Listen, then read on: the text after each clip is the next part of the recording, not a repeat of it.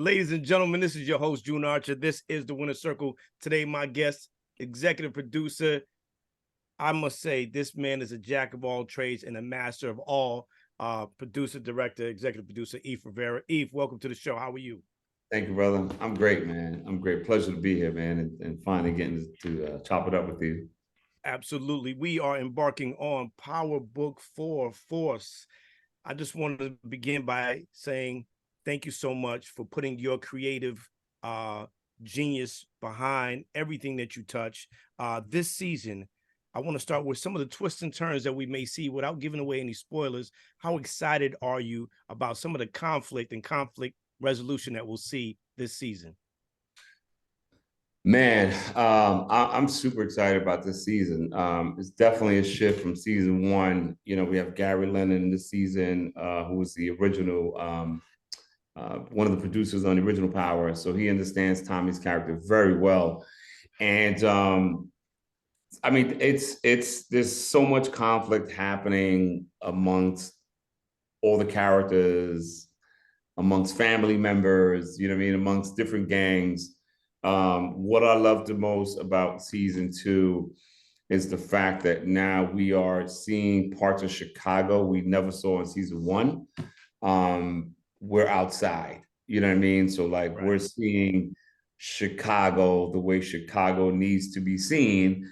You know, I felt like season one showed a lot of the city, a lot of the pretty stuff because of the Flanagans. But Right. this time, like we're like in the hood and we're in the project. Like we're seeing a lot of the elements of Chicago and just seeing things that are more authentic to the show and Chicago itself. So it's an amazing season, man. Like people are gonna love the season. Culturally, for Chicago, what does that mean for them, for a city who is so strong and they're so supportive of their own, and they're very protective of their culture there? What does that mean for them to really, like you said, go outside and be in the Right. depths of Chicago? I think, I mean, for them, man, I think, you know, again, what I love about it is that the fact that we're going out there and we're seeing real people, right? And it's just very authentic. And it's showing a side of Chicago you rarely see, you know, unless you're actually physically there walking around. But I think, you know, what it means is just like it should bring pride. You know what I mean? I'm like when I see my own neighborhood, I see it in movies and stuff. I get excited, right? Like you're like, oh, that's my block. You know what I mean? And so I think it should bring excitement and joy, knowing that they're being seen, that their neighborhoods are being seen. You know what I mean? And it's out in the light. You know, and I think that's very important. How do you stretch the main characters this season? Of course, Tommy, Diamond. How do you stretch them and get them to get past what we've known them to be? Or Tommy, we've seen him in the original Power, and now and for this book, how does he stretch and how does Diamond stretch? We're exploring again, and kudos to Gary Lennon and the rest of the writers who dove in this season. And there are a lot of personal moments now with all these actors, with their characters, with Diamond, Jannar, and Joseph. I think we're seeing a side of them, obviously, that we haven't seen, and whether it's dark or whether it's light. I think the fans are really going to be excited seeing that and taking that joyride and just kind of being in their headspace. You know what I mean? Like we have Tommy now, new love interest, and seeing how that comes together, right? And like we've seen him before. We know what happens to whenever he has a girlfriend. Like it always ends up bad. You know what I mean? And so like, and he knows that, right? Like he knows it always ends up bad. So like you're seeing, I guess, a vulnerability from him to then find a new person and potentially fall in love. And like, how do you keep the danger away from that? Right. So like, how do we do that? Right. And I guess, again, you'll see that in this new season without giving away too much. Right. But it's and again, with the brothers, just diving more into their world, and understanding, in season one, Jannard was doing his thing. Diamond was in jail. Diamond came home. Diamond kind of didn't really want to get involved. You know what I mean? And he's kind of brought back into that world. And I think in season 2, we'll see things change without giving away stuff, but you'll see things change and you'll see a lot of conflict. You'll see different crews now being introduced, right? What I love about season 2 is the fact that it's even more diverse now. Now you're introducing the Latins and, the cartels, the Right. Mexicans, the Puerto Ricans. Chicago has a big grouping of the Latin community there. So I think them seeing themselves in that as well is going to bring a bigger audience and a bigger love for the show. Being able that they're seen, and me coming from where I come from, like it's really important to capture the authenticity from these guys. You know what I mean? Like you can always tell when someone is not from a certain Absolutely. place, and you kind of have to get them to that place. You know what I mean? You have to like really talk them through, and for me, that's the best part of getting them to that place. I'm excited to see how these arcs come into fruition creatively from your perspective. From your seat, Eif, what are you most proud of for this season? Um, I'm first of all, I'm proud for all the actors and the actual show itself, to have season 2 and hopefully many more after this. But I'm really proud, I think, this season to focus more on Tommy's journey, right? Because it's always about Tommy. I think that was one of Joseph's biggest concerns all the time, was like, hey, I need to feel and my journey, my presence, and everything else that comes with it. And I think again, Gary did a fantastic job, man, just putting it together and really focusing on Tommy, and everyone else is there doing their thing, supporting, and within everyone else's arcs. But let's not forget, like, this is Tommy. The show is about Tommy, and I think um, this season, just focusing a lot on him from his perspective means a lot to Joseph, and I think the fans going to appreciate that. We are coming off of and still in the midst of celebrating 50 years of hip hop. Yeah. For you, Eif, as a young man of color, who was immersed and formed by this culture, what do you say to that young man of color, black and brown, who is looking to do exactly what it is that you're doing to inspire and motivate them to be as successful? Or, we always want those who come behind us to be more successful, but what do you say to that young black and brown young man or young woman who is interested in doing exactly what it is that you're doing, and how culture shaped you in terms of hip hop? Yeah, I definitely, right, coming from the culture. Grew up in South Bronx, and was there during the '80s, and just seeing that whole thing, and loving it to this day. Because if it wasn't for hip hop, I wouldn't be where I am today. You know what I mean? And that's the love for the music is what led me to obviously shoot videos and meet 50 along the way, and have the dedication to keep going. So like what I would tell a youngster or just anyone, period, because I started late in the game. You know what I mean? I remember watching Hype and everyone else, but I started late. Um, I would always tell them that to don't take no for an answer. Mm. I think you take those no's and you turn it into something positive, and you just internalize what that means to you, and just keep pushing forward, right? Like I've had many people, like, from Angie Martinez to the Fat Joseph, like, they tell me all the time, like, Eve, like, how did you do this? Like, how did you, like, how And do does it it in a major way, Eif, because you are very humble. Those who know you know that you're very humble to a fault.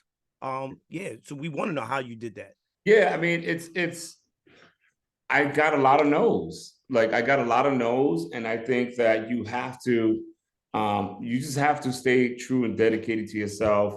And I always say I put up these blinders, these mental blinders, and block all the noise out. And I think that if you have like for me, like you can't have like emotional feelings. Like you just have to like keep those feelings out and you have to keep pushing and make yourself better. 50 will tell you, like, we will look at things, and if I didn't know how to do it, I'd be like, I'm going to learn how to do that. Like, and I'm going to show you, right? And 50, what 50 saw in me was what he saw in himself, the struggle, trying to make it, getting all the no's, and then finally breaking through and having the opportunity.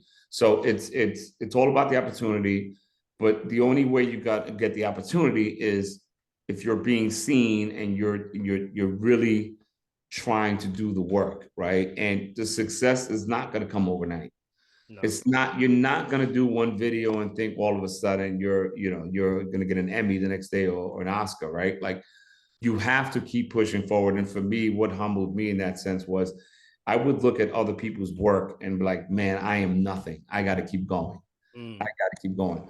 So it's having the dedication, having the motivation, having the drive, even if you have nothing. It's about figuring it out, sticking with someone, and building out. You know, when I got with 50 at the time, you know, I think it was at the time, like, you know, New York was done with 50 and he was just kind of dabbling into TV and stuff like that. It was nothing really, other than, you know, his prior music. And I took the journey with him. And I remember telling him, like, I'm going to take the journey with you. A lot of people may not want to work with me because I'm attached to you. And I didn't care, because what I saw in him was drive and passion, and he saw the same in me. And we took the journey together. And now we just kind of laugh about it, because it's like, look, everyone now wants to get on the island they didn't want to deal with. The same one they put you on. They same when they put you on, right? So, but you know, for me, it's just really like I would look at someone who's young and so, you know, whatever. Again, this could be an older person, a younger person, but I look at them and I see the drive that they have, and one is just not going to do it. You have to keep going. You know what I mean? It took me uh 11 years to get my first episode of television. You know, I was around 50 that long, 11 years grinding out. It's just, you know, the money will come if it's meant to be. But you can't focus on that. Like, of course, we all need it to survive, but you have to find a balance. And even if that means keeping a regular job, and then on your free time, going out and learning how to film, go to acting classes, just, you know, just really dedicate yourself to learning as much as you can. And if you can't go out, get yourself an account with Masterclass, watch YouTube videos, right? Like, these are all things I did. Absorb it all. Watch Spike Lee, watch Christopher Nolan, watch all these guys and how they Watch tell. the greats. Yes, and just listen to what they say. Take the ego out of it. You're not that great, right? Like, you're at the very early stages, and you have to continue to keep striving to be better and better and better, and being humble, and get those opportunities. You know, work your way to get those opportunities. Be seen. You will be seen. You know what I mean? Like, I was doing it for a while before 50 saw me. You know what I mean? And when he saw me, we went, and he kept watching me, until he felt that I was dedicated to the craft and dedicated to myself. And he knew right away, he goes, I'm going to keep him by my side, you know, and get him to a place where he deserves to be. So, you know, we're here now. We're taking this journey together, and you know, the Power Universe is amazing. And I think it's just a start. We have many other things we're working on. You know what I mean? And it's gonna be fun, man. It's you know, and again, you know, I want to get to a point where this isn't all for me. This is for me to give back. You know what I mean? So don't be afraid to approach me. Don't be afraid to ask questions. You know what I mean? And I want to give you the knowledge. I want you to learn everything. We can't do anything when we're gone, right? What are we gonna do with it? You can't covet it. You're blessed, right. so you're able to give it away. That's right. right. And one of the other things, I've been working with 50 since Get Rich or Die Trying. When I worked on that album, I've been blessed to even have him allow me to do this winner circle on his platform. one of the things that people don't know about 50 is how loyal he is, how committed he is, and when he's behind you, and he is watching. What is the one thing that you could say about 50 that you most admire in terms of, you talk about his work ethic, you talk about him coming out of the mud and being able to do something, not just locally but globally. But one of the gems or the keys to success that you got from 50 that you actually take with you throughout your journey, and whether it's on set, in real life, with your family, like what is the one thing that you've learned from him? His drive. He has drive, man. He has a lot of ambition, a lot of drive, a lot of passion. What a lot of people don't know, you're probably the first to know this, but like me and Fifth, pretty much we FaceTime each other every day, like every morning. It's like a ritual, right? He can be in the gym, I'll be waking up. He's always texting me or calling. Doesn't matter what part of the world he's in, right? Like we used to do this thing where he would try to FaceTime me in the middle of the night when I'm sleeping. And I know that he's somewhere else on the other side of the world and he should be sleeping. And I'll FaceTime and he'll pick up like, oh, you thought I was sleeping, right? And so he just has a lot of drive, man, and a lot of passion for what he does. And he does watch everything. And I think for me, it's he'll be the first to tell you, I forget he's 50 cents.